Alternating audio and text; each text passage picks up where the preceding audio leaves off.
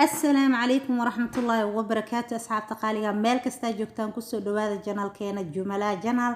maanta maxaa idin wadaa alaabaan caadi ahayn, saabuun dabiici oo maasha Allah ay jirka nadiif kaaga dhigayso. saabuuntan aniga soo tijaabiyay, waxaan jeclaystay in asxaabteyda la wadaago sidaan uga faa'iideysatin idinkana. marka saabuuntan aan rabaa inaan idinkaga faa'iideeyo.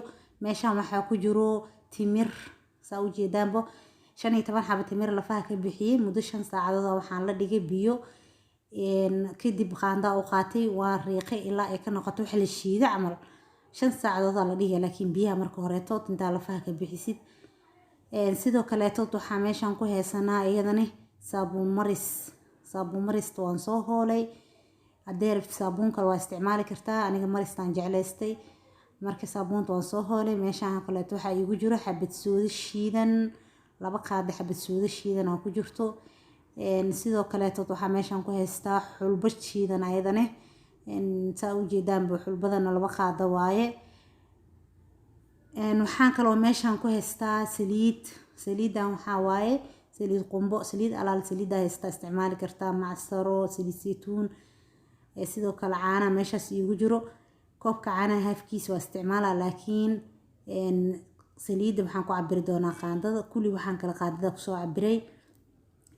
saa u jeedaanbo saliidana qaandadana ku cabiri doonaa haddii Ilaahay yiraahdo. qaandadaas tii dhexaad waa yariistina ma weyntana maahan, wax dhan ayadaan ku soo cabiray.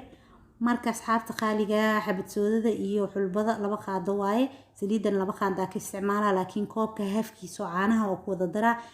waxaa la sameynaa marka dabka la saaraa digsi dab nuxuus saarane kadib waxaa ku dareysaa timirta shiidan, saabuunta ku darey, wax dhan ku wada darey. markaas hal mar isku wada darey qaadada u qaadanay maanta dhan waa walaaqay ilaa muddo 10 daqiiqo dabkan inuu u gaabsan yahay la rabaa.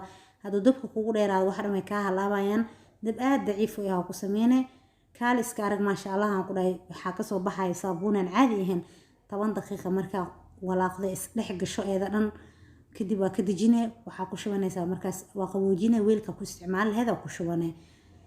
maasha Allah aan ku dhahay hadii aad aroos galayso iyo hada umulka baxaysabo jirkaaga waxaan ku dhahay caadi ma ahan see ka dhigayso maasha Allah. aniga caagaan ku soo shubtay, caagaan waxa iga dhamaaday xamaam maqrib saa u jeedaanbo. xamaam maqrib dambe uma baahnidaan ku dhahay maasha Allah nadiif jirka ka dhigay markasta oo qubaysanaysid waa inaad ku qubaysataa si saabuunta caadiga ah u isticmaalaysid.